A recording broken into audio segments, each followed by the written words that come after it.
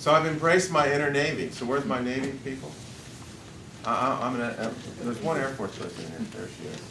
Bless you. 26 years in the Air Force. So I'm going to tell a Navy story, and you'll see where I'm going with the story at the end.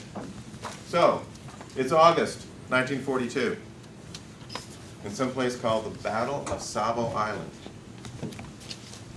There is a American fleet. You might recognize one of the names. Admiral John McCain Sr. is one of the participants. They are protecting the offload of supplies on the island of Guadalcanal as we try to take it from the Japanese. It's nighttime.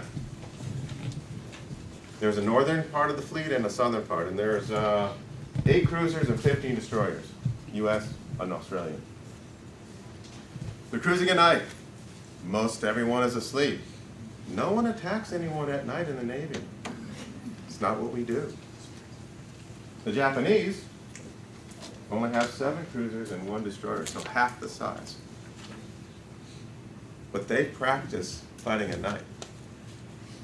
They cruise up on our cruisers, they turn on big spotlights, and they attack them. This was the southern part. This was actually the northern part of the fleet. The southern part of our fleet hears all the sounds. They don't wake up. They're like, nobody does anything at night. We don't know what's going on. The other half of the Japanese force attacks the southern force, sinks 3 U.S. cruisers, 1 Australian cruiser. By the way, the 75th anniversary is this August. Okay? Almost all hands are lost. It was the worst naval defeat of the U.S. Navy in history in a fair fight. And we were taken out by a force half of our size at night. Now, that's not what's interesting. What's interesting is what one of the admirals who participated in the combat said about the battle. And here's what he said. The Navy was still obsessed with a strong feeling of technical and mental superiority over the enemy. In spite of ample evidence as to the enemy's capabilities, most of our officers and men despised the enemy and felt ourselves sure victors in all encounters under any circumstances. The net result of this was, and this is a fatal term, was a fatal lethargy of mind, which induced a confidence without readiness and a routine acceptance of our outworn peacetime standards of conduct. August 1942. Worst defeat in Navy history.